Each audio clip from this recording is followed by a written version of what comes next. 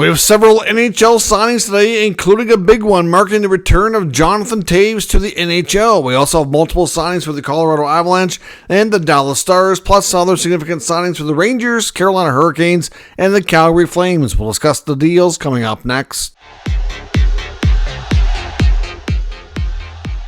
So welcome back to another video here at Top Shelf Hockey. As I mentioned, we have lots of NHL signings here this afternoon to discuss, including a big one. The most significant news we have is a decision from longtime veteran Captain Sirius himself, Jonathan Toews, who officially marks his return to the NHL, and he will be heading home to join the Winnipeg Jets. Of course, the Winnipeg native played his entire career prior with the Chicago Blackhawks and has been away from the NHL for a couple of years, dealing with health situation, including complications from COVID, and he went on this, health/spiritual journey, trying to get himself much better, and had announced previously that he wanted to return to the NHL for next season. Now, this contract can't officially be signed until July the 1st, but where he was a free agent and out of the league for some time, he's able to negotiate and talk to teams earlier than other players who are still waiting for their contracts to officially expire after June 30th. So Jonathan Toews signs with the Winnipeg Jets on a $2 million salary, but he's able to earn a lot of bonuses where it's an age 35 plus contract. He can do a 1-year deal with bonuses. The bonuses allow him to actually earn up to an extra $5 million. So, in all honesty, I think Jonathan Toews as a player is a low risk, potentially high risk player signing for the Jets. They don't give up any assets, and they get to add a veteran with a lot of experience to their biggest need at center ice. However, adding this much money to the bonus structure is very risky in my opinion. Now, the $2 million salary is all that's going to count on the 25-26 salary cap to start the season. So that part is fine. I honestly thought it might be less. I thought he might do a 1-year, $1 million deal to kind of reprove himself that, hey, I don't spend 2 years, but I can still play. Based on how he did play towards the end of his time in Chicago and the fact that he's been away for 2 years, I thought, $1 million, $1.5 million. I didn't think he'd get 2 plus all the bonuses. 2 on its own, okay, I'm fine with that. It's not much more than I was expecting, but all the bonuses are mostly all linked to games played and winning in the playoffs. So how it's going to work is there's $2.75 million tied up in games played bonuses, all at $550,000 increments when he hits 20 games, 30 games, 40 games, 50 games, and 60 games. So if he plays 60 games, he's earning $2.75 million more. So now the value of that contract goes from $2 million to $4.75. Now, if he plays 60 plus the 80 games, and he can be 2-3 centerman and give you even, let's say, maybe a 50-point campaign for that kind of money, okay, that's not so bad. Assuming the Winnipeg Jets make the playoffs, and hey, they were the President's Trophy winners last year, there's no reason to believe they won't with a big chunk of the team coming back. He can earn another $1.25 million by winning playoff rounds. So for each of the first 3 rounds to make it to the Stanley Cup final, there's $250,000 bonuses per round. So you win round 1, round 2, round 3, round 4, and of course winning the cup gets $1 million bonus as well. So there's $2.25 million in bonuses tied up just from winning playoff rounds and winning the Stanley Cup. So even if they don't win the cup, and let's say they win a couple of rounds, let's say they go, let's say they get to at least either round 2 or round 3, then you're looking at a total value of the contract is going to be somewhere between $5 and $5.5 million. If they go all the way to the cup final and were to win, it'd be $7 million. Okay, if they win the Stanley Cup, and he's a big part of it. Now, the other part of it as well, the other key component here, for any of the playoff or cup bonus, he has to play in half the games.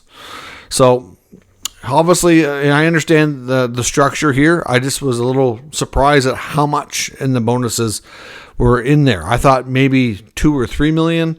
Because how it's going to work is if the Winnipeg Jets do not have the salary cap space at the end of the year to absorb whatever bonuses he earns, then it's going to be a cap penalty that's going to count towards next year.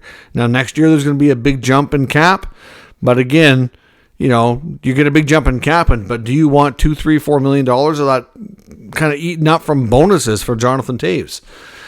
I don't know, because that's the thing. None of this is tied to his individual performance. So he might play 60 games, give you 20 points, playing half the playoff games. You might win a couple of rounds. You still might not get great value out of it. This, to me, has a lot of risk, a lot more unnecessary risk. As much as you want the player, is it really?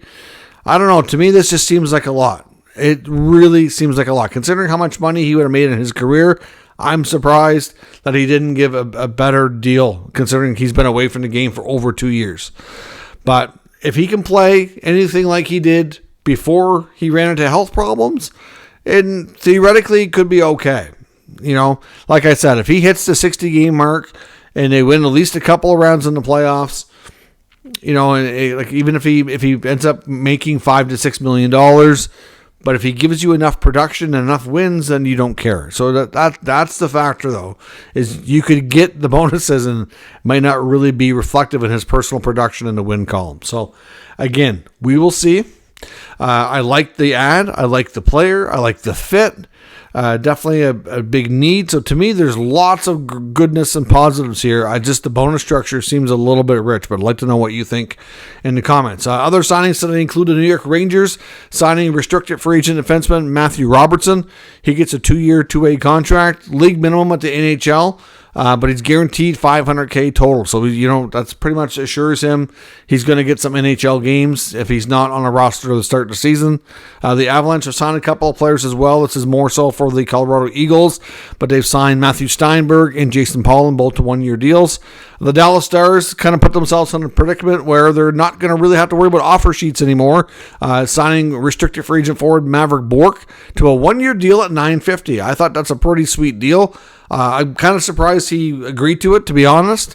I know he didn't have the greatest season to really justify a whole lot more money, but when you look at the cap situation and the fact that there's a lot of teams that still see him as a, an up-and-coming prospect that hasn't peaked yet, the real possibility existed for him to get an offer sheet, and they probably, get $2 or $3 million out of another team that they try to pluck him off the Stars. So obviously that says he wants to be there and trying to give them a good enough deal that he can also get into the lineup and play, which is good. So Maverick Bourque, 1 year, $950. I think that's good value for Dallas. They also signed Nils Lundqvist, the RFA defenseman, gets a 1-year deal at $1.25 million. So taking care of the internal stuff first, of course.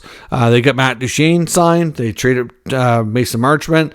There doesn't seem to be much concern that they're going to sign Jamie Benn. I think it's going to be a pretty team-friendly deal, and we'll see what else they do here. The Carolina Hurricanes today have announced that they've signed Eric Robinson. He gets a 4-year deal at $1.7 million, put up a career high in points, was a great fit in the Hurricane system and how they play. Overall, just a really good, like I said, good fit for both team and player. Earned that contract. I have no problem with it. I think it's a good fit there. The Calgary Flames have also re-signed Dryden Hunt. He gets a 2-year, 2-way deal, $825,000 value at the NHL level. So Dryden Hunt, the good thing too about being, so some of these teams like Calgary, where their AHL team plays in the same city, at least you don't have to worry about where you're going to live, where you're going to play. Even if he does end up in the minors, he still can kind of put down some roots and, remain in the same city for an extended time, which I know seemed to be, based on the announcement on that contract, seemed to be something important to him as well. So that's all your signings here for today. We're not too far away from the buyout window being announced and open here, so we could get that here in the next little while. Of course, lots of other rumors around the league, what we're going to see, so stay tuned. In case you haven't seen it as well, check out Brad Marchand's Instagram. He's been on an absolute epic run of posts since last night, basically posting pictures of all of his teammates, thanking the NHL teams that gave up on them or traded them to get them to Florida. Just really trolling all the teams on that sense. I don't know how he was awake or even sober enough to participate, but he had the thing at Dairy Queen today as well. His favorite blizzard is the chocolate chip cookie dough one at Dairy Queen, and they changed the name of it for today there at that location to the chocolate chirp cookie dough. They made posters, made a big deal about it. He was there in the kitchen serving up blizzards. It's just crazy when you follow all the videos that he's posted and the other people have posted with them all partying. I'm not sure how he found the time or like the sobriety to do it, because like all the other things you've seen, like there was wee hours of the morning them leaving a club last night, just drunk out of their minds, and then yet mid-morning you see him at Dairy Queen, and he actually looked pretty good considering all things.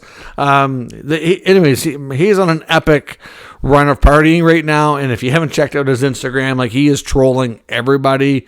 For the most part, it's pretty comical. So if you haven't had a chance to look at that or hear about it, certainly check it out. You'll get some entertainment out of it as well. So that's all your news for now. I'll be back later wrapping up, recapping all the day's news and rumors from around the league. So stay tuned for that, and I'll catch you next time.